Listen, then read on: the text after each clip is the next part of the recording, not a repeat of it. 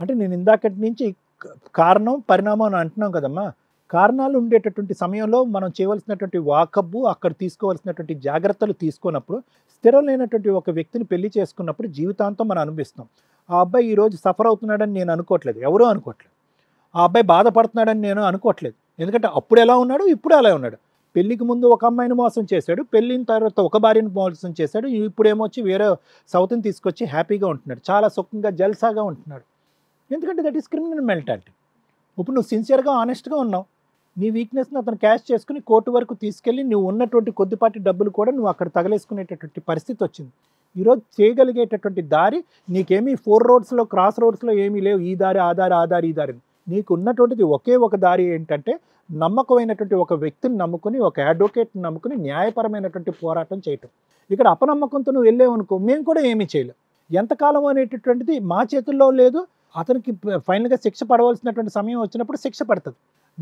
నాకున్న బాధ ఏంటంటే కనుక ద థింగ్ ఈస్ ఎందుకు వై ఆర్ ద లాయర్స్ నువ్వు ఏదైతే అడ్వకేట్స్ అంటున్నారో వై ఆర్ దే బైపాసింగ్? ఎందుకు వెళ్ళిపోతున్నారు? ఒకరు వెళ్ళిపోతారు, ఇద్దరు వెళ్ళిపోతారు, ఎంతమంది వెళ్ళిపోయారు? ఎవరు వెళ్ళట్లేదు సార్, డిలే చేస్తున్నారు. ఇప్పుడు వాళ్ళ తారు మళ్ళీ నేను అప్రోచ్ అయితే అమ్మ డిలే చేస్తున్నారు అంటే కనుక ఇంటెన్షనల్‌గా కావాలని నన్ను మోసం చేయడానికి చేస్తున్నారనే వాళ్ళు విధంగా మాట ఉంది. చేస్తున్నారని కనట్లేదు, ఇది డిలే అవుతుంది. డిలే అవుతుంది అంటే కనుక అది సిస్టంలో కానీ ప్రాసెస్లో ఉండేటటువంటి విధంగా నువ్వు నమ్మాలి అని నేను అంటున్నాను. డిలే చేస్తున్నారు, డబ్బులు ఇచ్చేస్తున్నారు అనేటటువంటి పదాలు ఎప్పుడైతే వస్తాయో నీకు ముందుకొచ్చి సహాయం చేయడానికి మాగోటు వాళ్ళకి కూడా భయమేస్తుంది. అరే ఇదేంటి, మేము ఎందుకు హెల్ప్ చేయాలి ఈ అమ్మాయిని? న్యాయ వ్యవస్థది కరెక్ట్గా లేదు అని అంటుంది, లాయర్స్ కరెక్ట్గా లేదు అంటుంది, వచ్చినటువంటి పొలిటీషియన్స్ కరెక్ట్గా లేరు అని అంటుంది, తల్లిదండ్రులు హెల్ప్ లేదు అని అంటుంది, అతనేమొచ్చి వాయిదాలు చేసుకుని పారిపోతున్నా అంటే భర్త మోసమే, ప్రపంచం అంతా కూడా మోసమేనా నాన్న? కాదుగా. సో నేనేమంటున్నానంటే ఈ ఫైట్ చేయాలి అంటే కనుక ఎవరో ఒకరిని నువ్వు నమ్మాలి, నీకు ఆ పేషెన్స్ ఉండాలి. లేదు ఫైట్ చేయను అని అనుకుంటే కనుక వద్దు, అటువంటి వ్యక్తితో నాకు ఎటువంటి సంబంధం లేదు, అటువంటి మూర్ఖుడితో నేను బతకాలని అనుకోవట్లేదు, నా గురించి నేను బతుకుతాను, నేను చదువుకున్న చదువు గురించి నేను బతుకుతాను, నా వ్యక్తిత్వం గురించి నేను బతుకుతాను అంటే కనుక ఎందుకు వచ్చిన పోరాటం అది? డబ్బుల గురించా ఈ పోరాటం? పెళ్లి గురించా ఈ పోరాటం? నాకు ఇంకా అర్థం కావట్లేదు. డబ్బుల గురించే అయితే కనుక డబ్బుల గురించి అయితే కనుక అది వేరే పోరాటం. అతను కావాలి అని అనుకుంటే కనుక దాన్ని నేను ఏమంటానో ఆ పదం నాకు వాడటం ఇష్టం లేదు, అదే అని నేను అనుకుంటాను. ఏమిది నీ ఎంబీఏ ఫైనాన్స్ 2014లో అయిపోయింది, అప్పటి నుంచి నువ్వు ఇప్పుడు వరకు ఉద్యోగం లేదు, సద్యోగం లేదు, ఏమీ లేదు, గాలికి తిరుగుతున్నావు. నిజంగానమ్మా ఆ చదువుని నమ్ముకుని, ఆ సర్టిఫికేట్ని, ఆ డిగ్రీని నమ్ముకుంటే కనుక శుభ్రంగా నీకు బ్యాంక్ బ్యాలెన్స్ శుభ్రంగా ఉండేది, ఆ డబ్బులతో బోల్డ్ అని పనులు చేసుకునేది. ఉద్యోగం ఏమైపోయింది తల్లి? ఏం పాపం చేసింది సరస్వతీదేవి నీకు? ఏం తప్పు చేసింది? ఎందుకు అది నమ్ముకున్నటువంటి దాన్ని ఏదో ఒక పార్ట్ టైం జాబో, ఒక ఆన్లైన్ జాబో, ఒక కంప్యూటర్ జాబో కొట్టుకుంటే నెలకి ఒక 20,000 25,000 వస్తాయి, దర్జాగా వస్తాయి డబ్బులు. 2014లో ఇది 2025, 11 ఇయర్స్ సీనియారిటీ ఉండేది నీకు. అంటే నేను అనేది ఏంటంటే తప్పుగా అనుకోవద్దమ్మా. ఎక్కడైతే ఏదైతే ఏ పోరాటం అయితే పనికిరాదో ఆ పోరాటం చేస్తున్నట్టు నాకు అనిపిస్తుంది. ఏ వ్యక్తి గురించి అయితే 0.5% నీ సమయం, నీ టైము, నీ ఇంటెలిజెన్స్ వాడకూడదో ఆ వ్యక్తి మీద నువ్వు వాడుతున్నావు అని నాకు అనిపిస్తుంది. ఎవరినన్నా ఒక 20 మందిని ఒక్కరినైనా కూడా ఈ అమ్మాయి వెళ్ళి ఆ అబ్బాయితో ఉంటాం కరెక్ట్, ఈ పెళ్లి ముందుకెళ్ళాలని ఒక్కరు అంటారా? నీ వ్యవస్థ చూసిన, నీ పరిస్థితి చూసిన వాళ్ళు అందరూ నవ్వుతారు. ఈ కేసు ఎప్పుడో 2016లోనే పెట్టుంటే బాగుండేది, అప్పుడే విడాకులు అయిపోయి హ్యాపీగా ఉండేదని అనుకుని ఉంటారు. సో నేనేమంటున్నానంటే లీగల్గా పోరాడాలి అంటే ఒక నమ్మకంతో ముందుకెళ్ళి పోరాడు. లేదు పోరాడలేనని అనుకో, వద్దురా బాబు నీకు ఒక దండం అని చెప్పి అందులో బయటకు వచ్చి నీ చదువుకుని నీ కాళ్ళ మీద నువ్వు నిలబెట్టడానికి ప్రయత్నం చేయి. ఎంతమ్మ ఇప్పుడు వయసు మీకు? 36. 11 years of influential and very quality life waste అయింది అనేది నా అభిప్రాయం. Thank you madam. Hypothetical questions అడిగే వాళ్ళు ఎవరు మా స్టేజ్ మీదకి రాకండి. 99.9% ఈ స్టేజ్ని నమ్ముకొని వచ్చిన వాళ్ళు హ్యాపీగానే వెళ్తారు. అది ప్రాపర్ కౌన్సిలింగ్ ద్వారా కానీ, ఆన్సర్ ద్వారా కానీ, సపోర్ట్ ద్వారా కానీ. ఎక్కడ అవ్వడానికి అవకాశం ఉన్నా కూడా ఇక్కడికి వచ్చేసి ఆన్సర్ లేని క్వశ్చన్స్ కొన్ని అడిగితే అయినా కూడా మేము ఓపికగా సమాధానం చెప్తాం. ఏంటి తను అడిగిన ఒక క్వశ్చన్ లీగల్గా ఎందుకు డిలే అవుతుంది, మా లైఫ్ వేస్ట్ అవుతుంది కదా అని.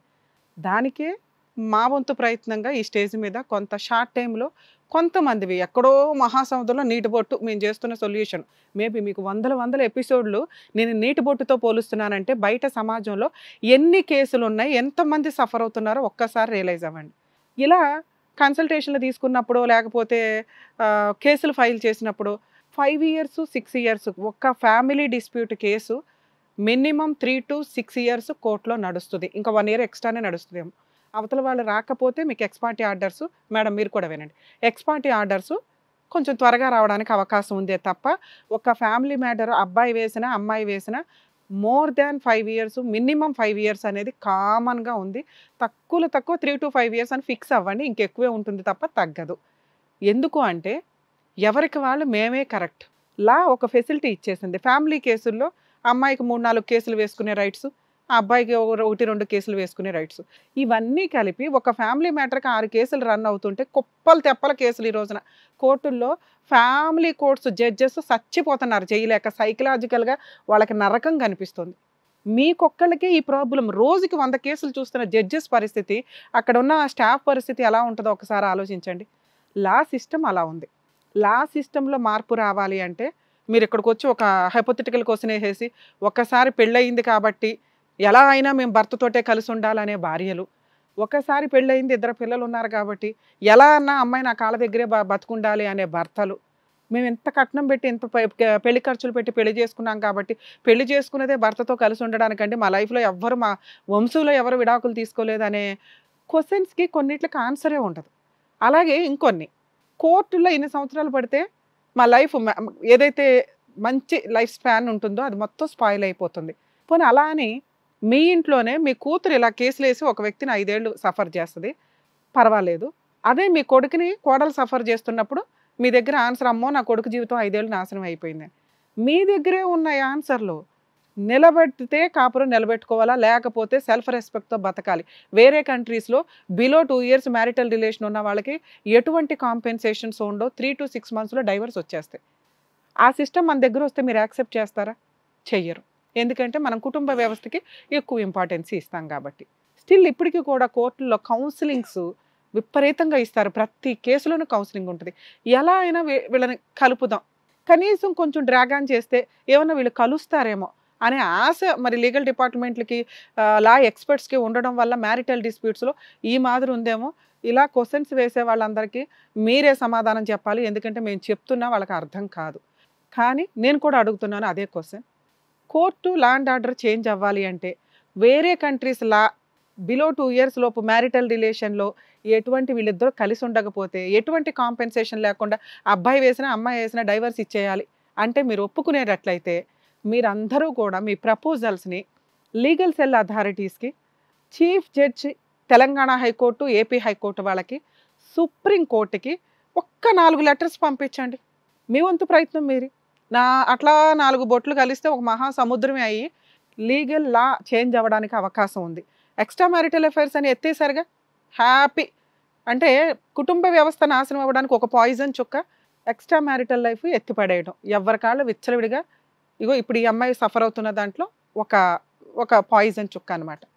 రెండోది కోర్టుల్లో ఒక్కసారి కేసు గెలిచినా ఓడినా మళ్ళీ అప్పీలు అక్కడ హైకోర్టులో ఆ కేసు కూడా రాదు. మ్యారిటల్ డిస్ప్యూట్ తోటి ఒక అబ్బాయి కానీ అమ్మాయి కానీ వీళ్ళు మాకు వద్దురా మొర్రు అనుకుంటే ఇప్పుడు తను చెప్తున్న క్వశ్చనే ఈరోజు ఆన్సర్ అవుతుంది. 7 to 8 ఇయర్స్ సఫర్ అవుతున్నారు ప్రతి ఒక్కళ్ళు. సో తినే ఒక ఎగ్జాంపుల్ అండి. ఫాస్ట్గా అట కేసులు చేసేయడానికి ఉన్న ఆప్షన్స్ వేరే కంట్రీస్ తోటి పోల్చుకొని మన కుటుంబ వ్యవస్థ గొప్పతనాల గురించి చెప్పుకోవడం కాకుండా వద్దు అనుకునే వాళ్ళకి త్వరగా రిజల్ట్ ఇవ్వడానికి ఏమన్నా ఆప్షన్ ఉందేమో చూడండి. అలా చూడాలి అంటే ఇలా సఫర్ అవుతున్న వాళ్ళంతా నేను ఇందాక చెప్పిన సీజేకి, తెలంగాణ హైకోర్టు, ఏపీ హైకోర్టు, సుప్రీంకోర్టుకి కనుక లెటర్స్ పెట్టుకుంటూ ఉంటే అవి ఒక మహాసముద్రంలాగా పెరిగి ఓహో దీని మీద ఇంతమంది ఆంధ్ర తెలంగాణలో సఫర్ అవుతున్నారు, అలాగే మిగతా స్టేట్లలో కూడా సఫర్ అవుతూ ఉండుంటారు, రియలైజ్ అవుదాం, చేంజ్ చేద్దాం, 2-3 ఇయర్స్లో కేసులు లేపేద్దాం అనడానికి ఎక్కువ అవకాశం ఉంది. నాన్న ఓకేనా మీరు అడిగిన క్వశ్చన్కి? ఈ 4 లెటర్లు పంపించడానికి మీరు రెడీయా? నేను ప్రతిదానికి రెడీ మేడం. అసలు సుప్రీంకోర్టు అనేది ఫస్ట్ రాంగ్ జడ్జిమెంటే ఇచ్చింది మేడం. ఎవరితో తిరగవచ్చు అనేది అది ఎంతవరకు కరెక్ట్ కదా. సో ఇది మీరు ఖండిస్తూ నేను ఎప్పుడో ఆ జడ్జిమెంట్ వచ్చినప్పుడే యూట్యూబ్లో ఒక వీడియో చేసి పెట్టాను. ఎంతమంది పంపించారో నాకు తెలియదు. మీరు సఫరర్ కాబట్టి మీలాగా సఫర్ అయ్యే వాళ్ళందరూ ఇప్పుడు నేను చెప్పిన 4 చోట్లకి మీరు లెటర్స్ పంపించగలిగితే ఎంత, నేను గట్టిగా కొడితే 100 రూపీస్. 4 లెటర్స్ పంపించగలిగితే ఇలాంటివి మహాసముద్రంలో పెరిగి రియలైజ్ అవ్వడానికి ఒక అవకాశం ఉందనేది నా ఉద్దేశం. ఇక మీ కేసు విషయానికి వస్తే తల్లి, ఇందులో మ్యాటర్స్ సెటిల్మెంట్ అయినప్పుడు ఎంఓయూలు రాసుకుంటూ ఉంటారు. దీని గురించి కూడా మీ అందరికీ ఒక క్లారిటీ ఇవ్వాలండి. మ్యూచువల్ డైవర్స్ గురించి ఫస్ట్ ఒక ఎంఓయూ రాసుకోవాలి, రాసుకుంటే బెటరు. ఎప్పుడైనా కాంపెన్సేషన్ ఉన్నప్పుడు ఆ అమౌంట్లు ఎట్లా ఇస్తారు ఏంటి అనేది. ఇక్కడ ఫస్ట్ పేజీ మీద మీ సిగ్నేచర్స్ లేవు, సెకండ్ పేజీల మీద లేవు, థర్డ్ పేజీల మీద లేవు. వీటిలో ఏమన్నా మార్చుకోవడానికి అవకాశం ఉంది. కొంతమంది సిగ్నేచర్లు కూడా ఇక్కడ మీ హస్బెండ్ ఇక్కడో రకంగా పెట్టాడు, ఇక్కడో రకంగా పెట్టాడు లాస్ట్ పేజీలో. సో కొంచెం సిగ్నేచర్లు థంబ్ ఇంప్రెషన్స్ కూడా పెట్టుకోవడానికి చూసుకోండి. లాస్ట్ పేజీలో మీరు అందరూ సిగ్నేచర్స్ పెట్టారు, ఉన్నంత వరకు దీన్ని బిలీవ్ చేయొచ్చు. అంటే 25 lakhsకి మీ హస్బెండ్ ఒప్పుకున్నాడు అనేది. అది ఇంప్లిమెంట్ అవ్వలేదు. మీరు మళ్ళీ కొంతమంది పెద్ద మనుషుల దగ్గరికి కొంచెం వెళ్ళారు, వాళ్ళు మళ్ళీ పిలిపించారు. May 2025 మళ్ళీ సైన్ చేశాడు. స్టిల్ ఇప్పటికీ ఇంప్లిమెంట్ కాల. మీరు చెప్పిన కేసుల్లో 2 కేసెస్, ఒకటి మీ హస్బెండ్ వేసిన డైవర్స్ కేసు, 2 మీరు వేసిన డీవీసీ కేసు 498 కేసు. అమ్మ డీవీసీ కేసు అనేది ఒక 5 కేసులతో సమానం. మీరు అందులోనే ఇంటీరియర్ మెయింటెనెన్స్ వేసుకోవచ్చు, అందులోనే కాంపెన్సేషన్కి వేసుకోవచ్చు, అందులోనే అతన్ని పనిష్ చేయమని వేసుకోవచ్చు. మీ ఇంట్లో సామాను కానీ ఏమన్నా ఉన్నా అడగవచ్చు.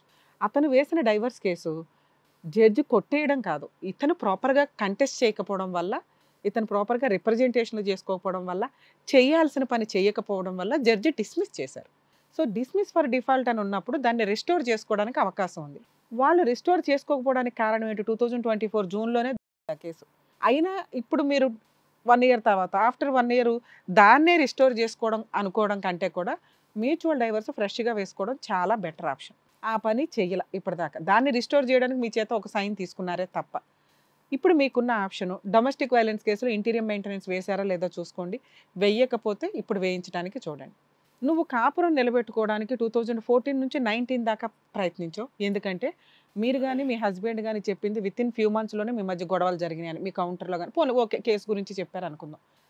ఇక్కడ మీరు రియల్గా చెప్పింది 2 years అయితే బాగున్నామండి అని. తర్వాత అబ్బాయి ఎంత హెరాస్మెంట్ చేస్తున్నా కూడా నిలబెట్టుకోవడానికే ప్రయత్నించావు. అక్కడ వరకు ఒక స్త్రీగా ఓకే. తర్వాత ఆ అబ్బాయి వద్దు అని డైవర్స్ కేసు వేశాడు. మీరు లీగల్గా ఏం వేయాలో అవి వేసుకుంటూ వెళ్ళారు. ఆ లీగల్ టర్మినాలజీలో ఆ కేసులు ఫుల్ అండ్ ఫైనల్ సెటిల్మెంట్ అవ్వకపోతే ఇంతే ఉంటాయి.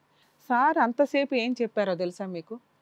ఒక స్త్రీ చదువుకున్న అమ్మాయి ఎందుకు చదువుకోమంటామంటే ఒకవేళ భర్తకో కుటుంబ సభ్యులకు ఏదైనా కష్టం వస్తే వీళ్ళు ఫైనాన్షియల్గా సపోర్ట్ చేస్తారు, నాలెడ్జ్ ఉంటుంది, పిల్లల్ని చదివించుకుంటారు, తెలివిగా ఉంటారు అని. ఆ చదువు కష్టం వచ్చినప్పుడు తనకి ఉపయోగపడాలి, తన కుటుంబానికి ఉపయోగపడాలి, తన తల్లిదండ్రులకు ఉపయోగపడాలి. ఈరోజు నీ కష్టం ఏంటి? నీకు ఉపయోగపడాలి. పిల్లలు లేరు, బయటకు వచ్చారు, క్రూయల్ హస్బెండ్, ఇలాంటి వ్యక్తి కోసం 6-7 years నువ్వు కోర్టుల చుట్టూ తిరగడానికి ఆడిచ్చే పని మెయింటెనెన్స్ కోసం కూడా నువ్వు ఎక్కడ వేయలే. జాబ్ మేబీ చేసి ఉండొచ్చు, మాకు ఇక్కడ ఓపెన్గా మీరు చెప్పకపోతున్నారేమో. ఎందుకంటే మీ అడ్వకేట్ మెయింటెనెన్స్ కేసు వేయకుండా 4 years దగ్గర 7 years నుంచి మిమ్మల్ని ఖాళీగా ఉంచారు. గ్యాప్లో ఎంతసేపు కలుద్దాం అని వాళ్ళ అడ్వకేట్లకు చెప్పుకుంటూ వచ్చి లాస్ట్ అమ్మ డైవర్స్ కేసు వేసి కలుద్దాం అనటం అదే మీరు ఎక్కడ కూడా ఒక స్టాండ్ పూర్తిగా తీసుకోలే. ఇలాంటి భర్తతో ఉండడం కుదురుతుందా? రాంగ్, అది జరిగే పని కాదు. మీరు Day 1 నుంచి క్రూయాలిటీ సివియర్గా ఉన్నా కూడా మీరు ఎక్కడ ఒక అడుగు బయటకేసి కేసులు ఫైల్ చేయలే. అలా అని బిక్కుబిక్కుమంటున్నారు. భర్త దగ్గరికి వెళ్ళడానికి బిక్కుబిక్కుమంటున్నారు, భర్త లేకపోతే బతకలేనంటున్నారు. ఈ 2 వేరు కదా, ఒకే దాంట్లో ఉండడం కుదరదు. అసలు మిమ్మల్ని యాక్సెప్ట్ చేయడానికి మీ హస్బెండ్ రెడీగా లేరు. ఆయన చెప్తున్న ఎలిగేషన్స్ ఏంటి? మీరు కనీసం వాళ్ళ ఇంట్లో వాళ్ళని ఎంటర్టైన్ చేయరు, సపరేట్ ఫ్యామిలీ అడుగుతారు, వాళ్ళ రిలేటివ్స్ కానీ వాళ్ళ అమ్మ నాన్న కానీ వాళ్ళ వాళ్ళు ఎవ్వరు వచ్చినా కూడా మీరు 1 day కూడా వాళ్ళని సరిగ్గా చూడలేదని. మీ ఎలిగేషన్స్ ఏంటి? ఆయనకి అక్రమ సంబంధం ఉంది, ఉన్న పలానా అమ్మాయితోటి అతను తిరుగుతున్నాడు అనేది మీ కౌంటర్లో మీరు ఇచ్చిన ఎలిగేషన్స్. ఇవన్నీ ఎట్లా అంటే మ్యారిటల్ ఇది స్పాయిల్ అయిపోయింది. మీరు కనీసం మాకు ఇంత సినిమా ఒకటి చెప్పారు చూసారా, 4th floor నుంచి తోసేద్దాం అనుకున్నారు, చంపేపోతే నేను ఇట్లా వాచ్మ్యాన్ చౌరాస్తా, ఇవేమి మీరు కౌంటర్లో చెప్పలా? అది ఎంత స్ట్రాంగ్ పాయింట్ అమ్మా, అవి చెప్పాలిగా మీ అడ్వకేట్. మాకు ఇంత బాగా చెప్పావు కదా ఇక్కడ, అది ఆ రోజుకి ఇంకా స్ట్రాంగ్ పాయింట్. తెలియలేదు మేడం, వాళ్ళకి చెప్పాను, మరి వాళ్ళు ఎందుకు ఇలా రాశారు? ఆ పాయింట్స్ వేసిన మీరు ఇక్కడ మా స్టేజ్ మీద చెప్పినవి ఏమి అందులో చాలా సింపుల్ కౌంటర్. ఆయన వేసిన దానికి మీరు ఒక ఎలిగేషన్స్ ఇచ్చారు, ఓకే అట్లా అయినా ఆయనకి డైవర్స్ రాలా. కానీ ఇప్పుడు ఆయన పొజిషన్ ఏంటి? ఇంకో అమ్మాయిని ఎంటర్టైన్ చేస్తూ సహజీవనంలో హ్యాపీగా బతికేస్తున్నాడు. ఇది నీకు ఇంకా ప్రెషర్ పెరుగుతుంది. నా లైఫ్ మొత్తం స్పాయిల్ అయిపోయింది, వాడు మాత్రం ఉన్నంతలో ఒక అమ్మాయిని పెట్టుకొని హ్యాపీగా ఫుడ్ తింటున్నాడు, సంతోషంగా ఉన్నాడు. సో మనం ఇక్కడ ఆలోచన విధానం మార్చుకుంటే ఇట్లాంటి వాటికి ఆన్సర్ దొరికింది. ఎందుకంటే ఎవరో వచ్చి కాపాడేయాలి, ఆ కాపాడిన వాళ్ళని మీరు డౌట్ పడ్డారు. ఇందాక నుంచి మిమ్మల్ని అడిగానమ్మా, మీరు పెద్ద మనుషుల దగ్గర కొంతమంది దగ్గరికి వెళ్ళారు కదా, వాళ్ళు దగ్గరికి మీరన్నా వెళ్ళాలి, లేదా మీ హస్బెండ్ అన్నా వెళ్ళాలి, ప్రాబ్లం సాల్వ్ చేయండి అని. వెళ్ళినప్పుడు వాళ్ళ వంతు ప్రయత్నం వాళ్ళు ఏదో చేశారు. ఇలా చేసినప్పుడు కొన్ని సందర్భాలు ఎలా ఉంటుందంటే వాళ్ళు ఎంతో కొంత ఎక్స్పెక్ట్ చేస్తారు. మీకు 25 లక్షలు ఇప్పిస్తున్నప్పుడు ఫ్రీగా కూర్చోపెట్టి ఎవరు ఇప్పించరు. మేబీ అక్కడ అంతవరకు రాయించినాక నువ్వు వెనక్కి వచ్చేయడు, అలాగే మీ అడ్వకేట్లు అలాగే ఫీజులు ఇవ్వాల్సి వస్తుంది. ఈ ఎమోషన్స్ తోటి ఒకటి అవ్వకపోవచ్చు, 2 నిజంగా మీరు అన్నట్లు మీ హస్బెండ్ అడ్డంగా వెనక్కి వెళ్ళిపోయి ఉండొచ్చు. ఈ అమ్మాయికి ఇంత దూరం వచ్చినాక ఈ అమ్మాయికి ఎవ్వరూ సపోర్ట్ చేయట్లా. అడ్వకేట్లు వీక్గానే ఉన్నారు, ఎందుకంటే నీకు వాళ్ళకి బాండింగ్ ప్రాపర్గా లేదు. నీకు ఎంతో కొంత న్యాయం చేసేద్దామని మీ అడ్వకేట్లు అనుకోవట్లే, ఉన్నంతలో నడిపిద్దాం. ఎందుకంటే ఈ అమ్మాయి స్ట్రాంగ్గా లేదు. ఈ అమ్మాయి మాకే రూపాయి ఇవ్వడానికి ఆలోచిస్తుంటే మేమెందుకు ఈ అమ్మాయికి ఎంత ఇప్పించాలి? సోషల్ సర్వీస్ ఎవరో చేయరు కదమ్మా, మాకంటే ఏదో ఈ సోషల్ సర్వీస్ చేసేదంతా. ల్యాండ్ ఆర్డర్ని తిట్టుకోవడం ఇంకొకటో కుదరదు. మీకు ఆల్రెడీ పెద్ద మనుషుల ద్వారా జరిగిన పంచాయతీ మళ్ళీ ఇంకొకసారి మీరు వాళ్ళ దగ్గరికి వెళ్ళి ఉంటే వాళ్ళు ఖచ్చితంగా జుట్టు పట్టుకొచ్చి వారితో సెటిల్మెంట్ చేయించేవాళ్ళు. మీరు అక్కడికి వెళ్ళకపోవడానికి రీజన్ ఏంటంటే అతను కొల్యూట్ అయిపోయారండి అని. అప్పుడు ఎవరు మిమ్మల్ని గొమ్మం కూడా ఎక్కనివ్వరు. మేము వింటేనే కాసేపు హట్ అయ్యాం, అరే రేపొద్దున మమ్మల్ని కూడా అంటది కదా, ఇందాక సార్ అన్నారు గుర్తుందా, అమ్మ రేపొద్దున ఇప్పుడు మేము సెటిల్ చేయకపోతే మమ్మల్ని కూడా నువ్వు అంటావు కదా ఈ స్టేజ్ మీద అని. మీకు అవసరం, మీకు ఆ సెటిల్మెంట్ 2 times అయ్యింది, అయినా అది ఇంప్లిమెంట్ అవ్వలేకపోతుంది అంటే మీరు ఎవరిని పూర్తిగా నమ్మట్లేదు అని. నేను నమ్మకనా మేడం, అది ఇంప్లిమెంట్ కాకపోవడం వల్ల అక్కడ నుండి వస్తుందా రీజన్? సరే, అతనే నీకు ఇవ్వడానికి ఇష్టపడట్లా. ఇప్పుడు నీకున్న ఆప్షన్ ఏంటంటే ఆ MOU కాపీ ఉంది కదా, ఆ MOU కాపీ ఇంకొకసారి లెటర్ రాసిన దాంతో మీరే డైవర్స్ కేసు విత్ కాంపెన్సేషన్తో వేసుకోండి. మీకు డైవర్సు వస్తుంది, కాంపెన్సేషన్ వస్తుంది. కట్టకపోతే ఆయనకి ఏదైనా ప్రాపర్టీ ఉంటే అటాచ్మెంట్ చేసుకో, వెహికల్స్ ఉన్నాయి అటాచ్మెంట్ చేసుకోవచ్చు. మీరు పోరాటం చేస్తే 100% వచ్చేవి. ఇది మీరు పోరాటం ప్రాపర్గా వెళ్ళట్లా, మీ అడ్వకేట్లది కానీ మీది కానీ. 2 ఇందాక మీరు అన్నది కరెక్టే తల్లి, కోర్టులో జడ్జెస్ ఉండట్లేదు, డేట్లు ఆటోమేటిక్గా వస్తున్నాయి. మీరు 2020లో వేసారు, అందులో 3 years 2 years లాక్డౌన్కే వెళ్ళిపోయినాయి. ఇంకా 2 years నుంచే మీ ఫైటింగ్ నడుస్తుంది. అందులో 2 కేసులు మిడిల్లోకి వచ్చినాయి, 1 కేసు డిస్మిస్ అయింది. ఉన్నంతలో ఫాస్ట్గా అవుతున్నట్టే లెక్క. ఇప్పుడు అతను ఇవ్వడం ఎందుకు, అతను ఇంకా డైవర్స్ వేయడు, ఎందుకంటే అతనికి అవసరంలే, నువ్వేమి చేయలేకపోతున్నావు. అతను ఇంటీరియర్ మెయింటెనెన్స్కి వేసుకోండి, డైవర్స్ కేసు విత్ కాంపెన్సేషన్తో వేసుకోండి. ఈ కేసులో నేనైతే ఏమీ హామీ ఇవ్వలేను మేడం, ఎందుకంటే మేబీ పాప అమ్మాయి వరకు అమ్మాయి కరెక్టే, కానీ ప్రతిదీ ఫ్రీ సర్వీస్లో లేకపోతే అందరూ వస్తున్నారు కదా అని చేసేయడం అంటే, అడ్వకేట్లు లేకపోతేనో తను వీక్ అయితేనో నిజంగా నేను ఆ అమ్మాయి పైగా వేసింది వేరే చోట దాకా వెళ్ళి సర్వీసులు చేయడం అనేది వర్కౌట్ అయ్యే వ్యవహారం కాదు. మీకు ఏమైనా కావాలంటే లీగల్ సెల్ అథారిటీ వాళ్ళ నెంబర్ ఇస్తానండి, వాళ్ళతో కూడా నేను మాట్లాడతాను. కొంచెం వాళ్ళు పిలిపించి కౌన్సిలింగ్ ఇచ్చి ప్రొసీడ్ అవుతారు. లేదు మీ అడ్వకేట్ తోటి మీరు కంటిన్యూ అవుతానన్నా ప్రాబ్లం లేదు. ఇప్పుడు నేను చెప్పినట్టుగా ఆయన డైవర్స్ ఇవ్వాల్సిన అవసరం ఆయనకి లేదు, ఎందుకంటే ఆయన ఆల్రెడీ కంఫర్ట్ జోన్లో ఉన్నాడు. సో మీరు నాకు డైవర్స్ కావాలి, ఇంతో ఈ దరిద్రం వదలాలండి అని మీకు అనిపిస్తే డైవర్స్ కేసు విత్ కాంపెన్సేషన్తో వేసుకోండి. మీకు ఫ్రీ లీగల్ ఎయిడ్ కావాలంటే గవర్నమెంట్ తరపు నుంచి నేను ఇప్పిస్తాను. సరేనా, all the best. Thank you అమ్మా. Thank you.